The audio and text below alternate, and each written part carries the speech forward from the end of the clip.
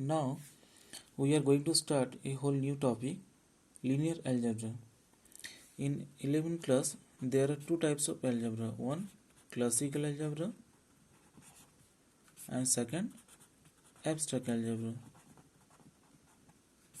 Classical যেমন কী কী chapter পড়েছিলাম, classical চ্যাপ্টারে যেমন আমরা কমপ্লেক্স নাম্বার পড়েছিলাম, দ্বিঘাত সমীকরণ পড়েছিলাম, এপিজিপি, বিন্যাস সমবায়, এই ধরনের চ্যাপ্টারগুলো আমরা ক্লাসিক্যাল অ্যালজেব্রাতে পড়েছিলাম। অ্যান্ড অ্যাবস্ট্রাক্ট অ্যালজেব্রাতে সেট রিলেশন ম্যাপিংয়ের মতো টপিকগুলো কভার করেছিলাম।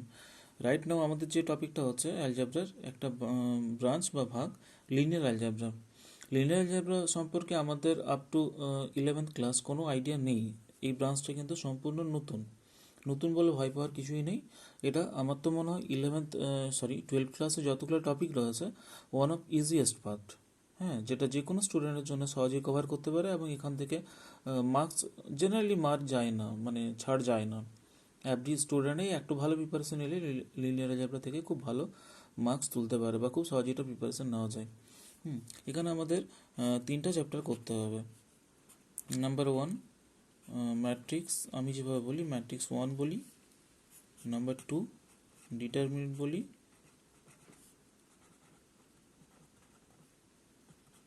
ডিটারমিনেন্ট অ্যান্ড নাম্বার থ্রি হচ্ছে ম্যাট্রিক্স টু।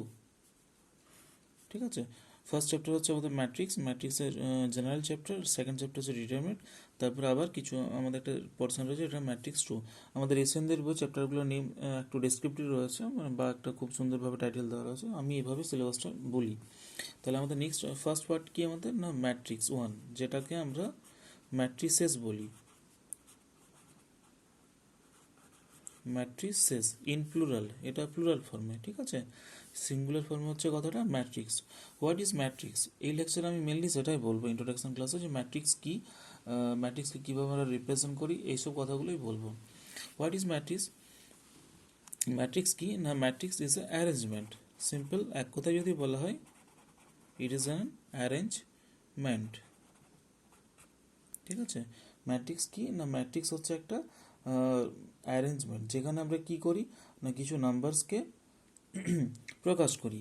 কিভাবে, যেমন আমি এক্সাম্পল দিয়ে বোঝাই খুব সহজভাবে, ই হবে।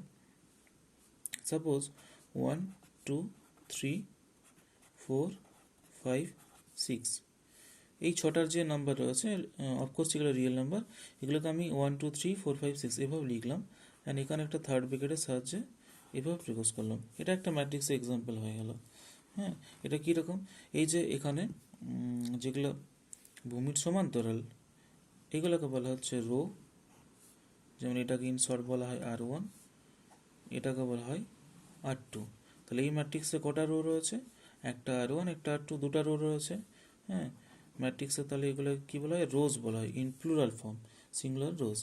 আর এইগুলো উলম্ব যেগুলো রয়েছে, ভার্টিক্যাল যেগুলো রয়েছে, ভার্টিক্যালগুলোকে বলা হয় স্তম্ভ বা কলাম। যেমন এটা একটা, হ্যাঁ, এটাকে C1 বলি আমরা, কলাম 1। এটাকে কি বলি, C2 বলি। এটাকে কি বলি, C3 বলি। বোঝা গেল। রো কোনগুলো, রো হচ্ছে 1 2 3, এটা নিয়ে একটা রো, 4 5 6 এটা নিয়ে একটা রো। যেমন যদি আস্ক করি আমি, যে ফার্স্ট রোতে, রো 1 যেটা, রো 1-এ কী কী এলিমেন্টস রয়েছে, এগুলোকে এক একটা এলিমেন্টস বলে, যেগুলো বাংলায় কী বলা হয়, পদ বলা হয়, এলিমেন্টস বা পদ। তাহলে রো 1-এ কী কী পদ রয়েছে, রো 1-এ পদ রয়েছে 1 2 3। রো 2-তে কী কী পদ রয়েছে 4 5 6। কলাম 1-এ কী কী পদ রয়েছে না 1 4। কলাম 2-তে কী কী পদ রয়েছে 2 and 5। অ্যান্ড কলাম 3-তে কী রয়েছে 3 and 6। তাহলে এটা হয়ে গেল একটা matrix. Matrix is an arrangement. হ্যাঁ,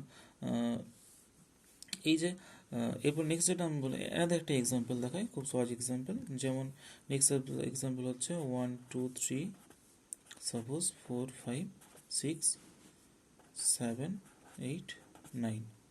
ঠিক আছে, এটা একটা রেক্ট্যাঙ্গুলার অ্যারেঞ্জমেন্ট। এখানে আমি 9টা রিয়েল নাম্বারসকে লিখেছি। যদি আস্ক করা হয় এখানে রো কটা রয়েছে না, এটা রো 1, এটা রো 1, এটা রো 2, এটা রো 3।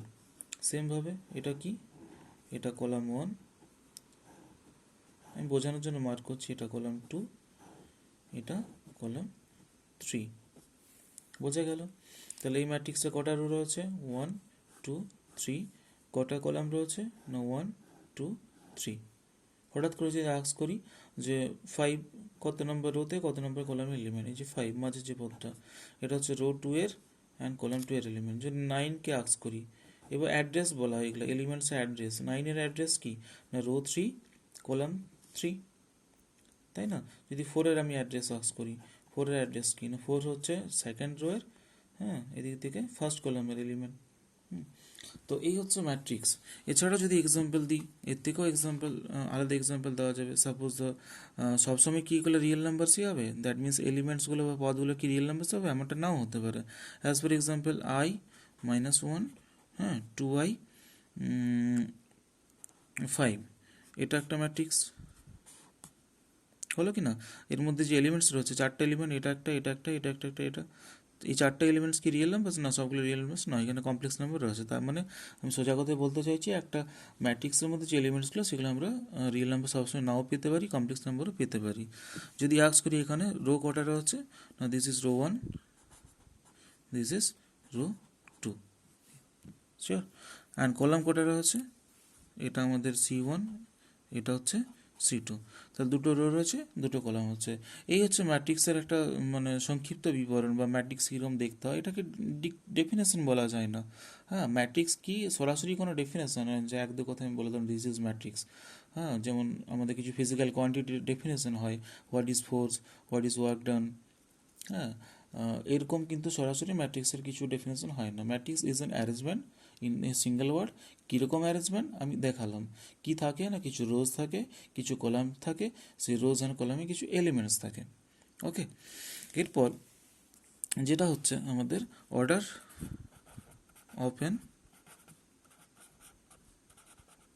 Of A matrix. ম্যাট্রিক্সের অর্ডার বলতে কি বুঝবো? খুব সহজ কথায় আমি এক্সাম্পলে দিই। এখানে যেমন নাম্বার রো কটা, একটা দুটো, তাহলে এটা 2 ক্রস কলাম কটা রয়েছে, না 1 2 3টা, তাহলে 2 ক্রস 3 অর্ডারের ম্যাট্রিক্স বলা হয়।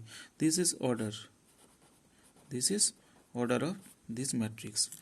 যেমন এই ম্যাট্রিক্সটার রো কটা রয়েছে, ফার্স্ট রো নাম্বার লিখবো 1 2 3, তাহলে 3 ক্রস 1 2 3, তিনটা কলাম রয়েছে, তাহলে 3 ক্রস 3 অর্ডার। এটার দুটো রো দুটো কলাম, তাহলে 2 ক্রস 2 হয়ে যাবে, সিম্পল। This is order. তাহলে হোয়াট ইজ অর্ডার? না number of rose cross number of columns. Okay, next আমাদের যেটা হচ্ছে general representation of A matrix. একটা ম্যাট্রিক্সকে আমরা জেনারেলভাবে কীভাবে রিপ্রেজেন্ট করি, তো সেটা আমি নেক্সট পেজে দেখছি, একটু বড় হবে স্ট্রাকচারটা। জেনারেল রিপ্রেজেন্টেশন ম্যাট্রিক্স কীরকম হয়, এটা হচ্ছে আমরা যে কোনো অর্ডারের, হ্যাঁ, যে কোনো অর্ডারের ম্যাট্রিক্সকে কীভাবে রিপ্রেজেন্ট করি, বা how we describe a matrix. এগুলো স্টুডেন্টকে অ্যাডভাইস করবো যে ভিডিওটা দেখার সময় পজ করে নিয়ে নোট ডাউন করে নিতে, সব থেকে বেটার, একবার প্র্যাকটিস হয়ে যাবে। How to describe a matrix generally এখনই প্রকাশ না করলেও চলতো, কিন্তু আমাদের পরে হলেও সে প্রকাশ করতেই হবে, তাই আমি প্রথমেই বলে দিচ্ছি। হ্যাঁ, সাপোজ আমাদের একটা n ক্রস n অর্ডারের, what order? m cross n। What is m? The number of rows. And what is n? The number of columns.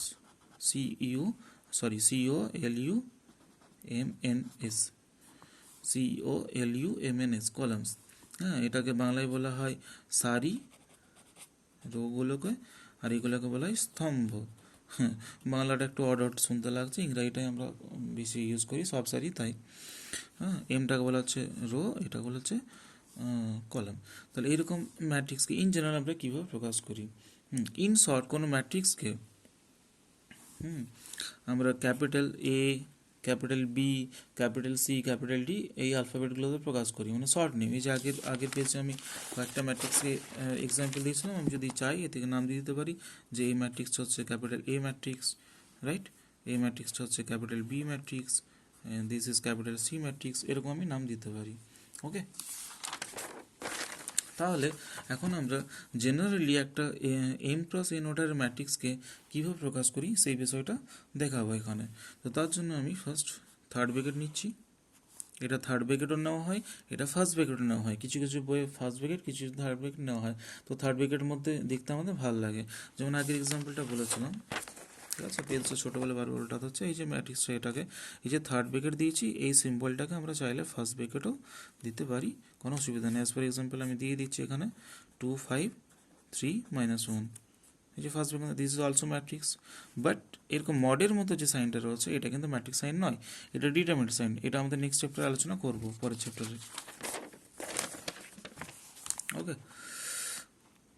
Now first element আমরা কিভাবে লিখি, স্মল এ, এখানে লিখব এটার রো সংখ্যা, তার পাশে কলাম সংখ্যা। আমি একটু ব্যাপারটা বুঝিয়ে বলে দিই। আমি ফার্স্ট রো এর অ্যাড্রেসগুলো লিখে নিচ্ছি ফার্স্টে, this is row 1, this is row 2, this is row 3, dot করে কতগুলো রয়েছে না এম সংখ্যক, দিস ইজ আর এম। দেখা যাচ্ছে, আই থিঙ্ক মার্কার পেন বা স্কেচ পেন ইউজ করে এটা বেনিফিট রয়েছে যে ভিজিবিলিটিটা বাড়ে এমনি পেনের থেকে, সেই জন্য স্কেচ পেন ইউজ করছি। Right now number of columns N সংখ্যক, তাহলে এখানে আমি C1 লিখব, C2 লিখব, C3 লিখব, up to CN। Number of columns what N সংখ্যক, তাহলে এন সংখ্যক নিয়ে নিয়েছি। এরপর আমি এলিমেন্টস লিখব, এখানে এ লিখব, দি এ লেখার পর এই যে এর যে অ্যাড্রেস, হোয়াট ইজ অ্যাড্রেস না, অ্যাড্রেস ইজ দ্য এই পজিশনে, এই এলিমেন্টের পজিশনে নাম্বার অফ রো কত অ্যান্ড নাম্বার অফ কলাম কত। বোঝা যাচ্ছে কি বলতে চাইছি? এই এলিমেন্টটা যেখানে লিখলাম নাম্বার অফ রো কত না আর ওয়ান এই এলিমেন্ট, এটা এই পজিশনে রো নাম্বার কত 1 লিখলাম, এই পজিশনে কলাম নাম্বার কত 1, তাহলে 1 তাহলে এই এলিমেন্টের অ্যাড্রেস কত না 1 সেমভাবে আমি নেক্সট যদি লিখি, আমি পেনে লিখছি এ এলিমেন্টের অ্যাড্রেস কত হয়ে যাবে না রো 1 এলিমেন্ট, রো 2 এলিমেন্ট, এই যে এই পজিশনটা কি row 1 element and column 2 element, তাহলে এটা কত হয়ে যাবে 1 2। সেমভাবে নেক্সট কত হবে 1 3 মিনস 1 নম্বর রো, এই যে পুরোটা হচ্ছে 1 নম্বর রো, এই পুরোটা হচ্ছে 1 নম্বর রো, রাইট। তাহলে 1 নম্বর রো এর কত নম্বর কলাম 3 নম্বর কলাম, যদি একটু সিথ্রিটা এই দিকে শিফট হতো, যাক এবার ডট করে এইখানে পজিশন এলিমেন্টটা কত হবে, এই পজিশন এলিমেন্টটা হবে, এটা কে তো বলছি রো 1-এরই এলিমেন্ট, কত নম্বর কলাম না এন নম্বর কলাম, তাহলে 1 হবে। সেমভাবে এখানে এলিমেন্টটা কত হবে 2 নম্বর রোতে চলে এলাম, এই পুরোটা হয়ে গেল ফার্স্ট রো, এরপর এটা সেকেন্ড রোয়ের প্লেস পুরোটা, তাহলে এখানে 2 হবে, এটাও A2 হবে, এটাও A2 হবে, অ্যান্ড লাস্ট এলিমেন্টও A2 হবে, কারণ এটা পুরোটাই হচ্ছে সেকেন্ড রো। এবার এখানে কলাম নাম্বার কত হবে 1, কলাম নাম্বার কত হবে 2, কলাম নাম্বার কত হবে 3, কলাম নাম্বার কত হবে n। বোঝা গেছে? এইভাবে A31, A32, A33, very simple, dot করে A3n, ঠিক আছে। তারপর এই পুরোটা ডট করে দিলাম, লাস্ট সেটটা লিখছি এখানে এটা কত নম্বর হবে রো m, তাহলে M1, তারপর M2, M3, C3টা এখানে একটু আসতো আর কি, ডট করে M, কলাম নাম্বার কত এমটা কত রো নাম্বার, আর কলাম নাম্বার কত n, হয়ে গেল। এইটা হচ্ছে একটা ম্যাট্রিক্সের জেনারেল রিপ্রেজেন্টেশন। এটা কেন করলাম এখনই, এটা দরকার রয়েছে। আমি নেক্সট ভিডিওতে এর উপর কিছু প্রবলেম দিচ্ছি যেগুলো প্রিভিয়াস ইয়ারে অ্যাজ এ শর্ট কোশ্চেন 2 মার্কসের কোশ্চেন এখান থেকে আসে কিন্তু মাঝে মধ্যে। খুব সিম্পল, এটাকে আমরা খুব সহজ কথাতে কি বলে থাকি, এটাকে আমরা বলে থাকি that is equal to in third bracket AIJ, this is a symbolical AIJ order m cross n, এখানে লিখি ছোট্ট করে order m cross n। What is I is the roth number and j column number, শর্টে লিখলাম। আইটা কি rho number, যেটা কি কলাম নাম্বার, ঠিক আছে। নেক্সট ভিডিওতে আমি এর কিছু এক্সাম্পল দিচ্ছি, ক্লিয়ার।